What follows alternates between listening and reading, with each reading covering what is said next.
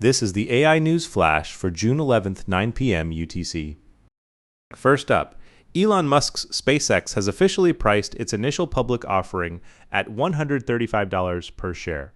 The sale of 555.6 million shares raises $75 billion, making it the largest IPO in history, far surpassing Saudi Aramco's $24.9 billion debut in 2019. Shares begin trading Friday on the Nasdaq under the ticker SPCX. Demand reportedly reached 4 times the available shares, and if the greenshoe option is exercised, roughly $11 billion more could be added to the haul. On the prediction market Hyperliquid, shares were trading around $167, implying expectations of a 20% first-day pop. Depending on the value of his holdings, Musk could become the world's first trillionaire. With Starlink, the world's largest reusable rocket, the merged XAI business, and even a chip fab project under one roof. SpaceX's debut is a historic test of investor appetite for AI and space infrastructure.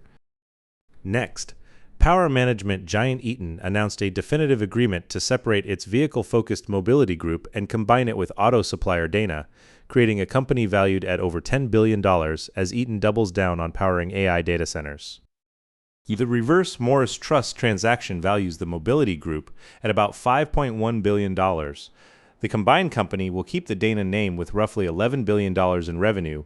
Eaton shareholders will own 50.1%, and Eaton receives a cash distribution of about $1.1 billion. The deal is expected to close in the first quarter of 2027, and Eaton shares rose on the news.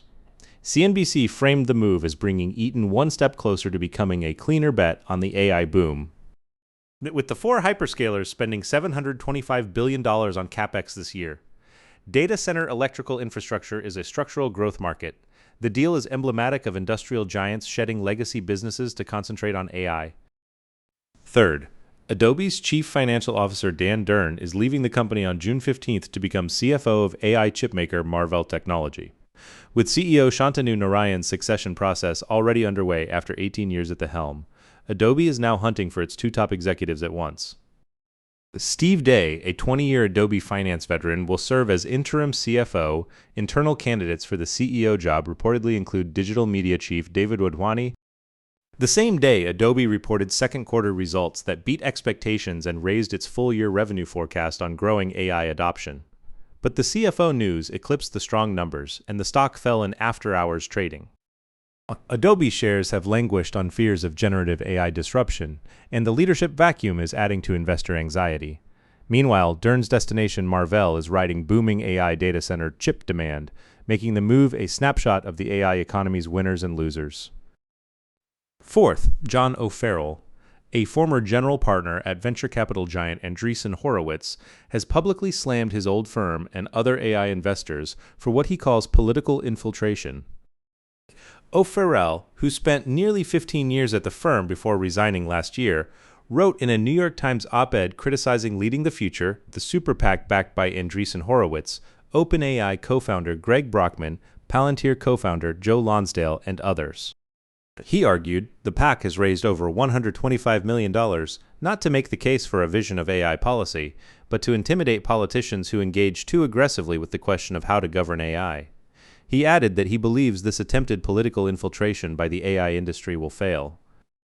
The AI industry is pouring record sums into the 2026 midterms as battles over state AI regulation intensify.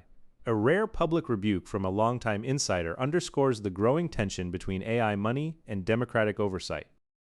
And finally, a Wired investigation has found that Grok, the AI platform from Elon Musk's XAI, is still hosting large numbers of sexualized deepfakes of famous women.